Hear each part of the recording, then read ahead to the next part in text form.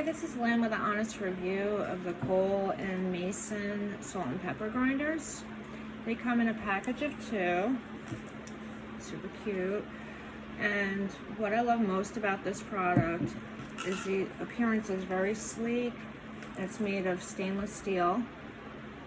There's a window on the bottom that shows you how much salt and pepper or herb is in it. They're super easy to use.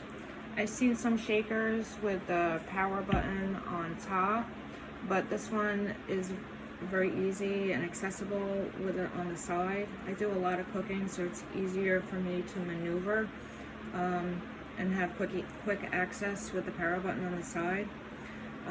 They also run on batteries.